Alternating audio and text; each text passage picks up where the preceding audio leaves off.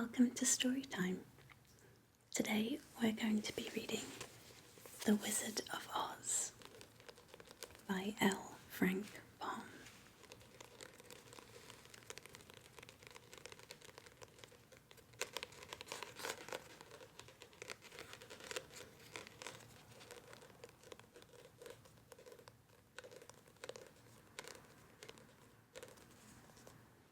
This is a cute little pocket edition with pickled edges.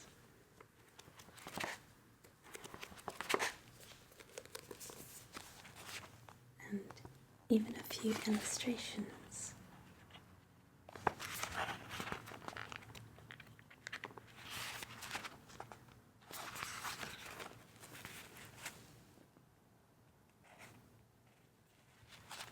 Which I will show you as and when we come across them.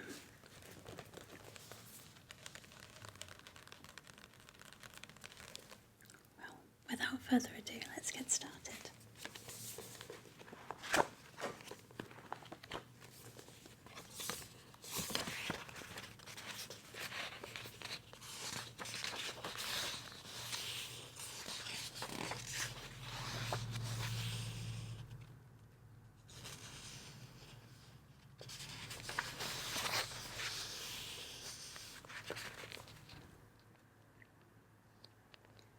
Chapter 1, The Cyclone.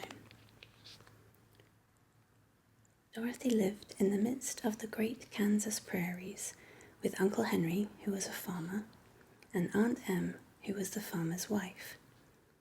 Their house was small, for the lumber to build it had to be carried by wagon many miles. There were 4 walls, a floor, and a roof, which made one room, and this room contained a rusty-looking cooking stove, a cupboard for the dishes, a table, 3 or 4 chairs, and the beds. Uncle Henry and Aunt Em had a big bed in one corner, and Dorothy a little bed in another corner. There was no garret at all and no cellar, except a small hole dug in the ground called a cyclone cellar, where the family could go in case one of those great whirlwinds arose, mighty enough to crush any building in its path. It was reached by a trap door in the middle of the floor, from which a ladder led down into the small, dark hole. When Dorothy stood in the doorway and looked around, she could see nothing but the great grey prairie on every side.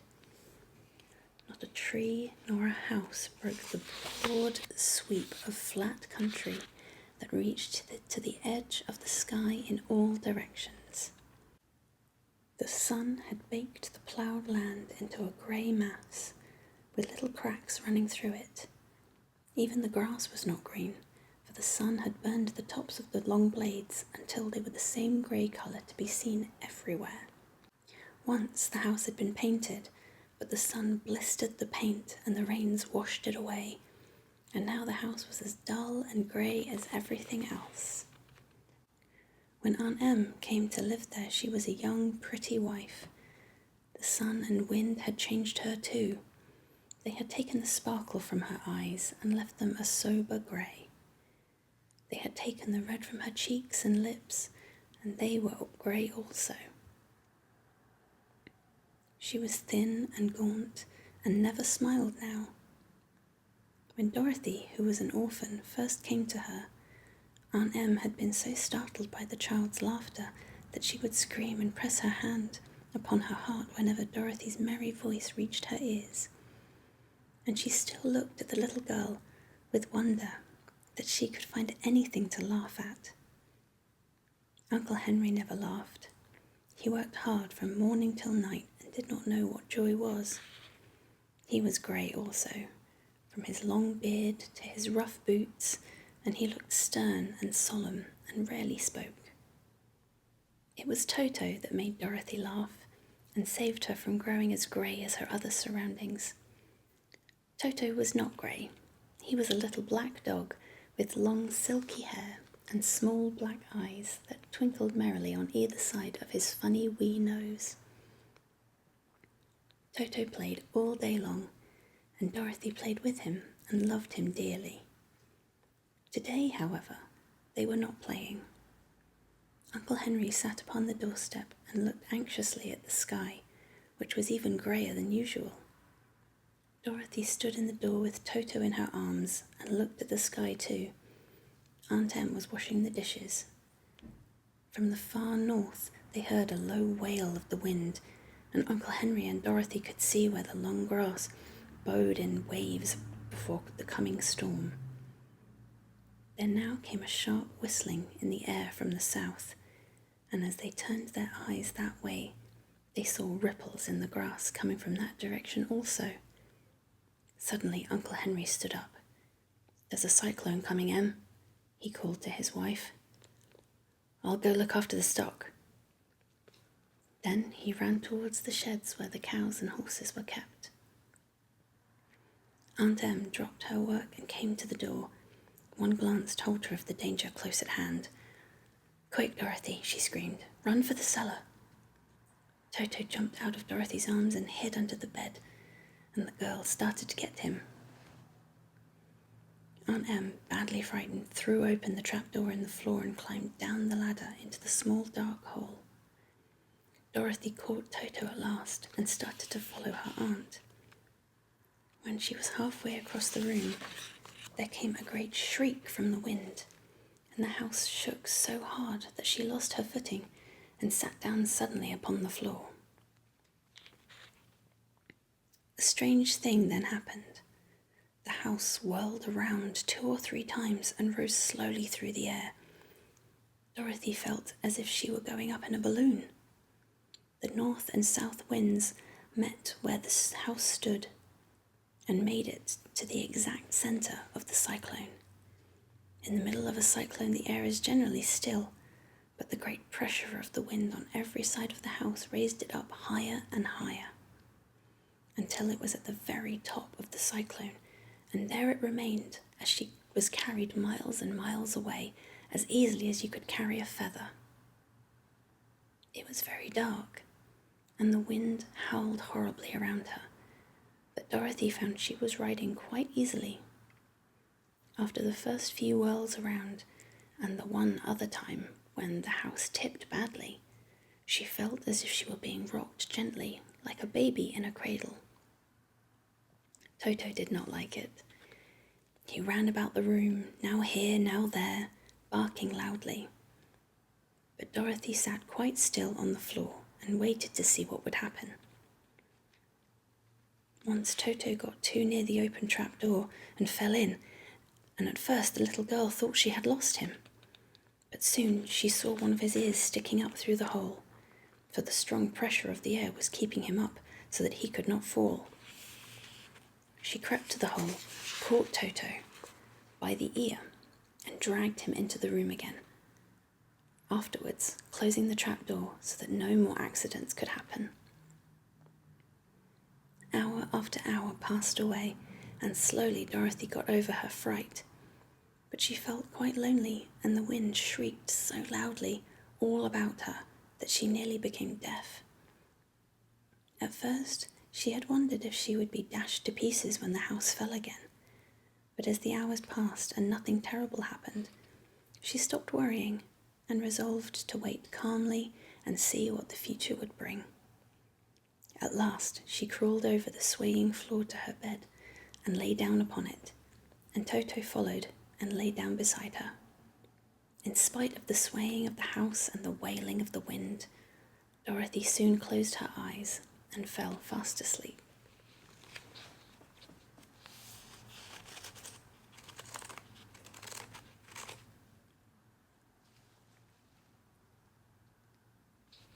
Chapter 2.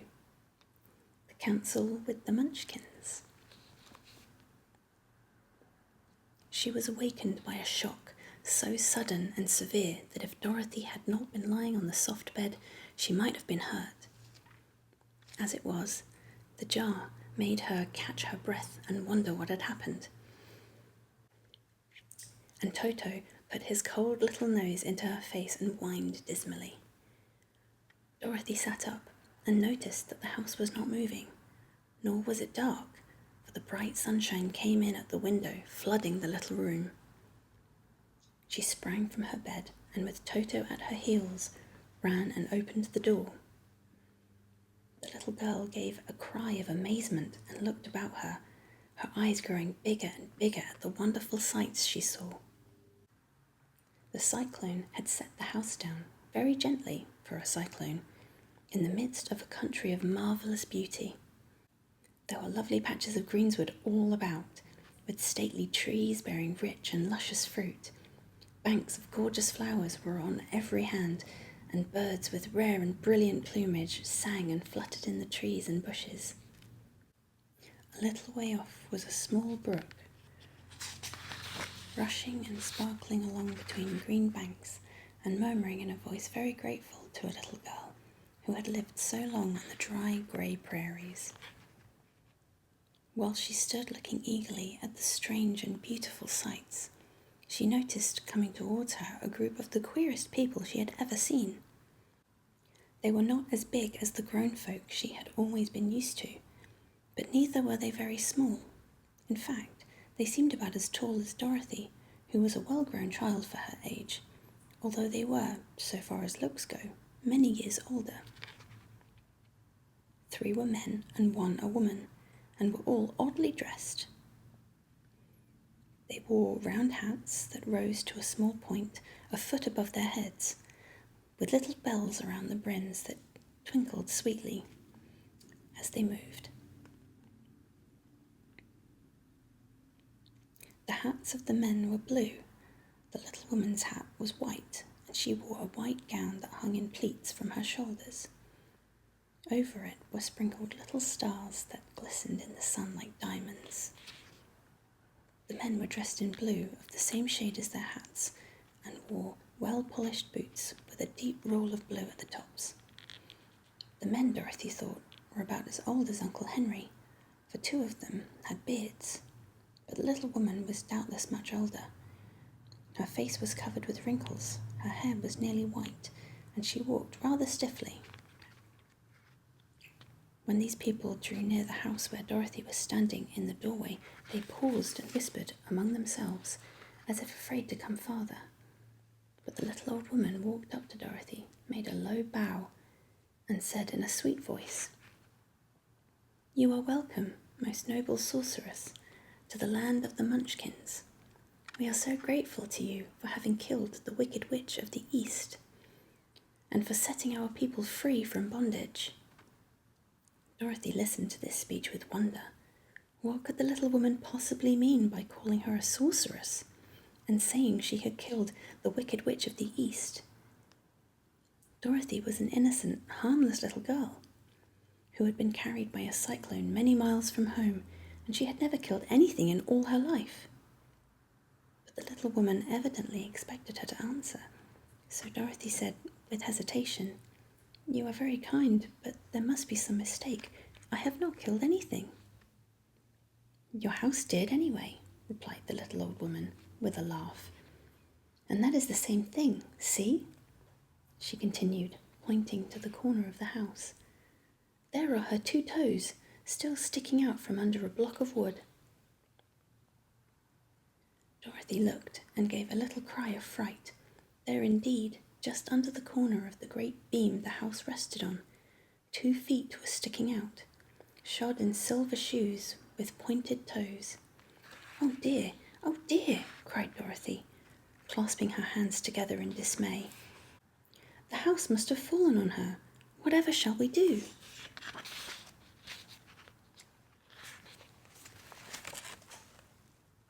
First illustration of the little Munchkins.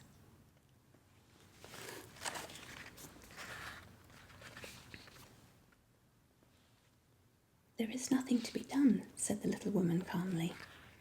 "But who was she?" asked Dorothy. "She was the Wicked Witch of the East, as I said," answered the little woman. "She has held all the Munchkins in bondage for many years, making them slave for her night and day. Now they are all set free, and are grateful to you for the favour." "Who are the Munchkins?" inquired Dorothy. "They are the people who live in this land of the East where the Wicked Witch ruled. Are you a munchkin? Asked Dorothy.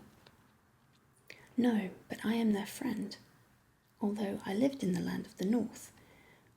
When they saw the witch of the east was dead, the munchkins sent a swift messenger to me, and I came at once.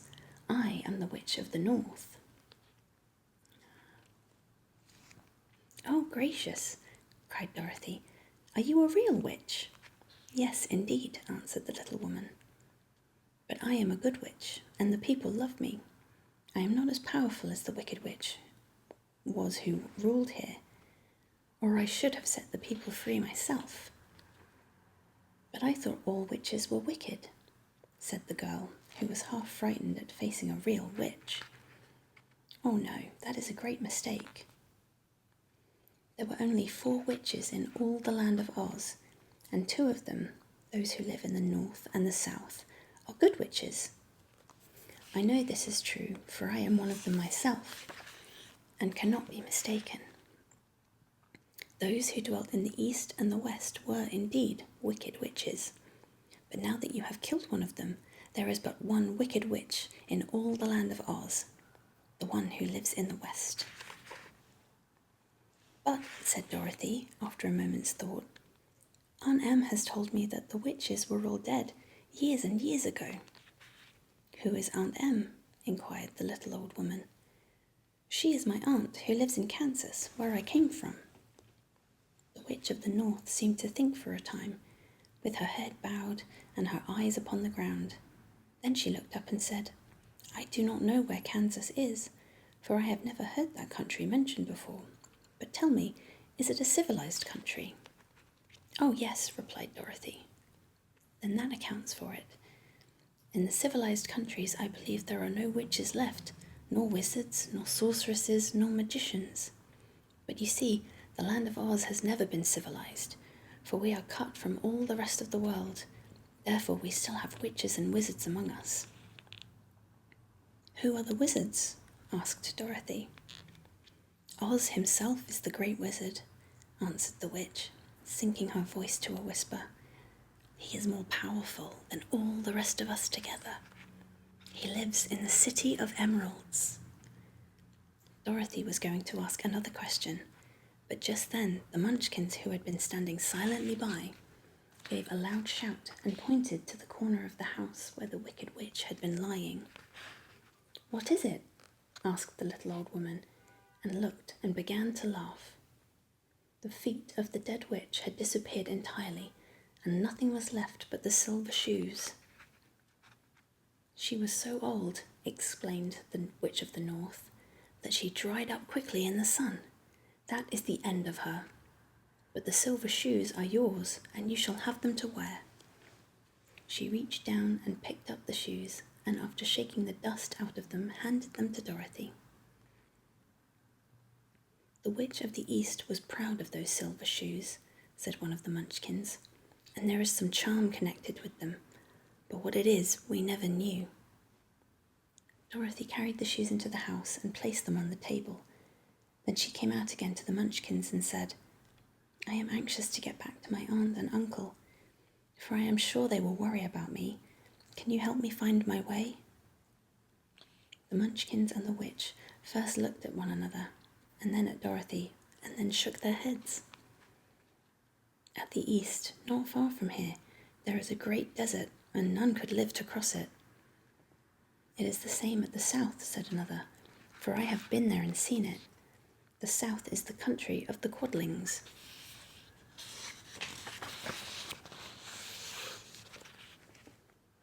I am told, said the third man, that it is the same to the west, and that country, where the Winkles live, is ruled by the wicked witch of the west, who would make you her slave if you passed her way. The north is my home, said the old lady, and at its edge is the same great desert that surrounds this land of Oz. I'm afraid, my dear, you will have to live with us. Dorothy began to sob at this, for she felt lonely among all these strange people.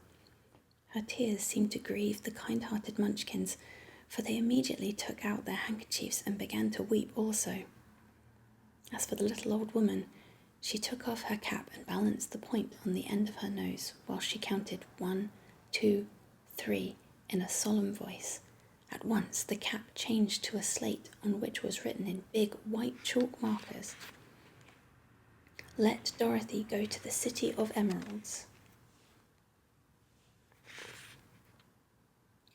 The little old woman took the slate from her nose, and having read the words on it, asked, "Is your name Dorothy, my dear?"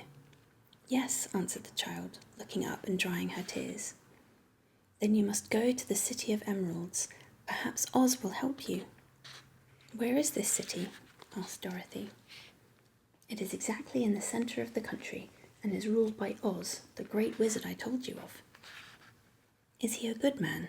inquired the girl anxiously. "He is a good wizard. Whether he is a man or not, I cannot tell, for I have never seen him."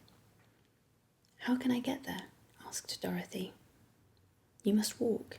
It is a long journey through a country that is sometimes pleasant and sometimes dark and terrible.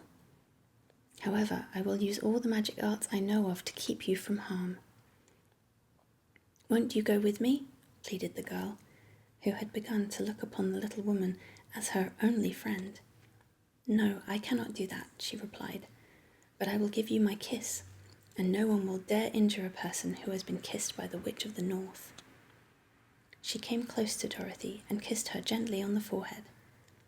Where her lips touched the girl, they left a round, shining mark, as Dorothy found out soon after. "The road to the City of Emeralds is paved with yellow brick," said the witch, "so you cannot miss it. When you get to Oz, do not be afraid of him, but tell your story and ask him to help you. Goodbye, my dear." The three Munchkins bowed low to her and wished her a pleasant journey, after which they walked away through the trees. The witch gave Dorothy a friendly little nod, whirled around on her left heel 3 times, and straightway disappeared, much to the surprise of little Toto, who barked after her loudly enough when she had gone, because he had been afraid even to growl while she stood by. But Dorothy, knowing her to be a witch, had expected her to disappear in just that way, and was not surprised in the least. Chapter 3. How Dorothy Saved the Scarecrow. When Dorothy was left alone, she began to feel hungry, so she went to the cupboard and cut herself some bread, which she spread with butter.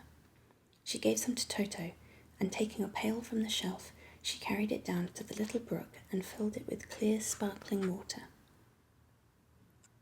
Toto ran over to the trees and began to bark at the bird sitting there.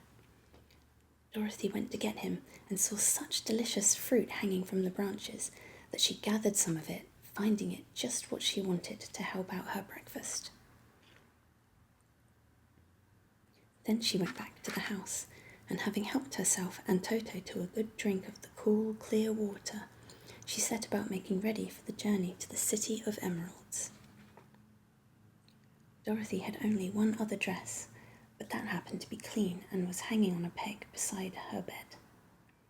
It was gingham with checks of white and blue, and although the blue was somewhat faded with many washings, it was still a pretty frock. The girl washed herself carefully, dressed herself in the clean gingham, and tied her pink sunbonnet on her head. She took a little basket and filled it with bread from the cupboard, laying a white cloth over the top. Then she looked down at her feet and noticed how old and worn her shoes were. "They surely will never do for a long journey, Toto," she said, and Toto looked up into her face with his little black eyes and wagged his tail to show he knew what she meant. At that moment, Dorothy saw lying on the table the silver shoes that had belonged to the Witch of the East. "I wonder if they will fit me," she said to Toto. They would be just the thing to take a long walk in, for they could not wear out. She took off her old leather shoes and tried on the silver ones, which fitted her as well as if they had been made for her. Finally, she picked up her basket. "Come along, Toto," she said. "We will go to the Emerald City and ask the Great Oz how to get back to Kansas." She closed the door, locked it, and put the key carefully in the pocket of her dress. And so, with Toto trotting along soberly behind her, she started on her journey. There were several roads nearby, but it did not take her long to find the one paved with yellow brick. Within a short time she was walking briskly towards the Emerald City, her silver shoes tinkling merrily on the hard yellow roadbed. The sun shone bright and the birds sang sweetly, and Dorothy did not feel nearly so bad as you might think a little girl would, who had been suddenly whisked away from her own country and set down in the midst of a strange land. She was surprised as she walked along to see how pretty the country was about her. There were neat fences at the sides of the road, painted a dainty blue colour, and beyond them were fields of grain and vegetables in abundance. Evidently, the Munchkins were good farmers and able to raise large crops. Once in a while, she would pass a house, and the people came out to look at her and bow low as she went by, for everyone knew she had been the means of destroying the wicked witch and setting them free from bondage. The houses of the Munchkins were odd-looking dwellings, for each was round with a big dome for a roof. All were painted blue, for in this country of the East, blue was the favourite colour. Towards evening, when Dorothy was tired with her long walk and began to wonder where she could pass the night, she came to a house rather larger than the rest. On the green lawn before it, many men and women were dancing. 5 little fiddlers played as loudly as possible, and the people were laughing and singing, while a big table nearby was loaded with delicious fruits and nuts, pies and cakes, and many other good things to eat. The people greeted Dorothy kindly and invited her to supper and to pass the night with them, for this was the home of one of the richest Munchkins in the land, and his friends were gathered with him to celebrate their freedom from the bondage of the wicked witch. Dorothy ate a hearty supper and was waited upon by the rich Munchkin himself, whose name was Bock. Then she sat down upon a settee and watched the people dance. When Bock saw her silver shoes, he said, "You must be a great sorceress." "Why?" asked the girl. "Because you wear silver shoes and have killed the wicked witch. Besides, you have white in your frock, and only witches and sorceresses wear white." "My dress is blue and white checked," said Dorothy, smoothing out the wrinkles in it. "It is kind of you to wear that. Blue is the colour of the Munchkins, and white is the witch colour, so we know you are a friendly witch." Dorothy did not know what to say to this, for all the people seemed to think her a witch, and she knew very well she was only an ordinary little girl who had come by the chance of a cyclone into a strange land. When she had tired watching the dancing, Bock led her into the house, where he gave her a room with a pretty bed in it. The sheets were made of blue cloth, and Dorothy slept soundly in them till morning, with Toto curled up on the blue rug beside her. She ate a hearty breakfast and watched a wee Munchkin baby who played with Toto and pulled his tail and crowed and laughed in a way that greatly amused Dorothy. Toto was a fine curiosity to all the people, for they had never seen a dog before. "How far is it to the Emerald City?" the girl asked. "I do not know," answered Bock gravely, "for I have never been there. It is better for people to keep away from Oz, unless they have business with him. But it is a long way to the Emerald City, and it will take you many days. The country here is rich and pleasant, but you must pass through rough and dangerous places before you reach the end of your journey." This worried Dorothy a little, but she knew that only the great Oz could help her get to Kansas again, so she bravely resolved not to turn back. She bade her friends goodbye and again started along the road of yellow brick. When she had gone several miles, she thought she would stop to rest, and so climbed to the top of the fence beside the road and sat down. There was a great cornfield beyond the fence, and not far away she saw a scarecrow, placed high on a pole to keep the birds from the ripe corn. Dorothy leaned her chin upon her hand and gazed thoughtfully at the Scarecrow. Its head was a small sack stuffed with straw, with eyes, nose, and mouth painted on it to represent a face. An old pointed blue hat that had belonged to some munchkin was perched on his head, and the rest of the figure was a blue suit of clothes, worn and faded, which had also been stuffed with straw. On the feet were some old boots with blue tops, such as every man wore in this country, and the figure was raised above the stalks of corn by means of the pole stuck up its back. While Dorothy was looking earnestly into the queer painted face of the Scarecrow, she was surprised to see one of the eyes slowly wink at her. She thought she must have been mistaken at first, for none of the Scarecrows in Kansas ever wink. But presently the figure nodded its head to her in a friendly way. Then she climbed down from the fence and walked up to it, while Toto ran around the pole and barked. "Good day," said the Scarecrow, in a rather husky voice. "Did you speak?" asked the girl in wonder. "Certainly," answered the Scarecrow. "How do you do?" "I'm pretty well, thank you," replied Dorothy politely. "How do you do?" "I'm not feeling well," said the Scarecrow with a smile. "For it is very tedious being perched up here night and day to scare away crows." "Can't you get down?" asked Dorothy. "No, for this pole is stuck up my back. If you will please take away the pole, I shall be greatly obliged to you." Dorothy reached up both arms and lifted the figure off the pole, for, being stuffed with straw, it was quite light. "Thank you very much," said the Scarecrow, when he had been set down on the ground. "I feel like a new man." Dorothy was puzzled at this, for it sounded queer to hear a stuffed man speak, and to see him bow and walk along beside her. "Who are you?" asked the Scarecrow, when he had stretched himself and yawned. "And where are you going?" "My name is Dorothy," said the girl, "and I am going to the Emerald City to ask the Great Oz to send me back to Kansas." "Where is the Emerald City, and who is Oz?" "Why, don't you know?" she returned in surprise. "No, indeed, I don't know anything. You see, I am stuffed, so I have no brains at all," he answered sadly. "Oh," said Dorothy, "I'm awfully sorry for you." "Do you think," he asked, "if I go to the Emerald City with you, that Oz would give me some brains?"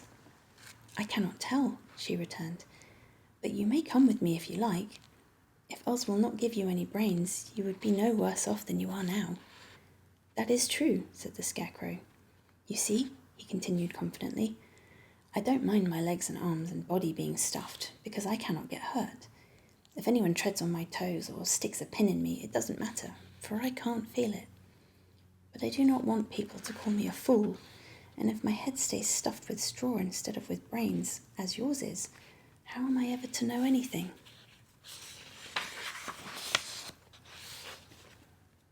"I understand how you feel," said the little girl, who was truly sorry for him.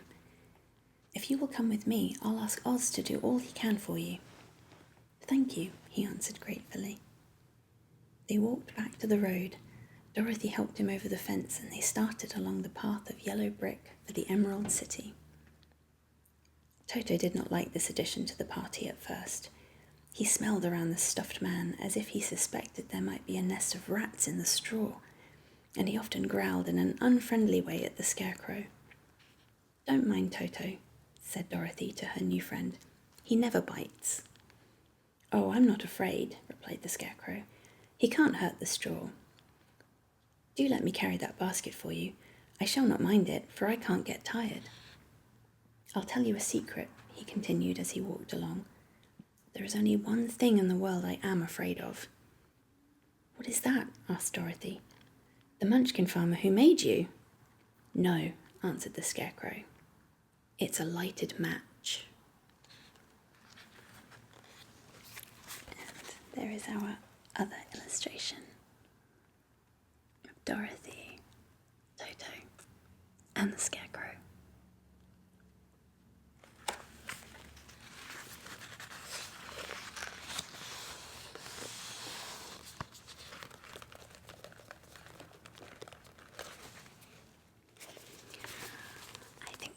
will do for this first part.